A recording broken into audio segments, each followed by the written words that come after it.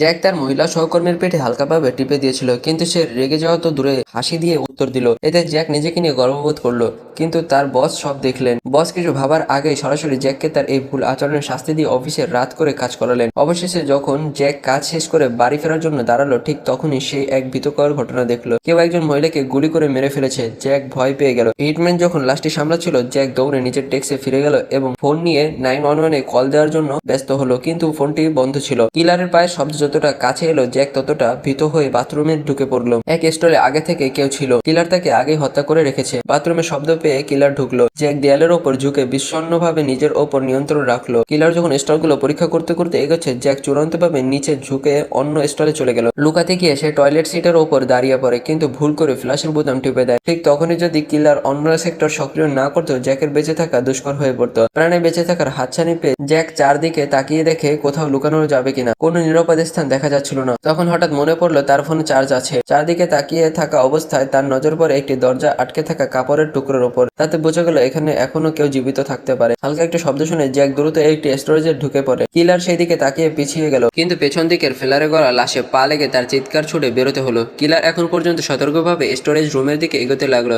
জ্যাকের আর কোনো পালানোর পথ ছিল না। সে সম্পূর্ণরূপে হতবাক হয়ে পড়লো। ঠিক তখনই হঠাৎ ফোনের ঘন্টা বেজে উঠলো। তার ফোন চার্জ হয়ে চালু হয়ে গেছে। ফোনের শব্দ শুনে কিলার সেই দিকে এগোতে লাগলো। সুযোগ পেয়ে জ্যাক স্টোরেজ রুম থেকে ছুটে বেরিয়ে পালাতে সক্ষম হয়। ফোনের শব্দ শুনে কিলার বুঝতে পারলো যে তার শিকার এখনো কোথাও সেখানে লুকিয়ে আছে। কিলার উচ্চস্বরে চেঁচিয়ে বলল, তোমার সময় শেষ। কিলার পুরো ভবন জুড়ে তাকে খুঁজছিল। জ্যাক তখন কনফারেন্স কক্ষে ঢুকে ধোয়া অ্যালার্ম চালানোর ছদ্মপ্রহার চালায়, কিন্তু বাস্তবে অ্যালার্ম কার্যকর হয়নি। আর কোনো বিকল্প না দেখে জ্যাক দুঃসাহসিকভাবে আগুন লাগিয়ে দিল, যাতে আশেপাশের অন্য বিল্ডিং এর লোকজন বাইরে থেকে দেখে পুলিশ ফোন করবে। তার এই কৌশল সফল হয়। জ্যাক ভয়ের শঙ্কায় সামনের বিল্ডিংটিকে ইঙ্গিত করে তাদের পুলিশে ফোন করতে বলল। এইসব করার পর যখন জ্যাক কনফারেন্স কক্ষ থেকে বেরিয়ে এলো, তখন কিলার চোখে পড়তেই তার হৃদয় জোরে ধক করে উঠল। কিন্তু কিলারের কাছে জ্যাককে মেরে ফেলার সময় আর ছিল না। আগুন নেভানোই এখন প্রধান কাজ। কিলারও আগুন নেভানোর কাজে ব্যস্ত হয়ে পড়লো, ফলে জ্যাক সাময়িকভাবে নিরাপদে রইল। হিটম্যান জ্যাকের উপরে আক্রমণ করে। তখনই তার বস চলে আসে এবং হিটম্যানকে গুলি করে মেরে ফেলে।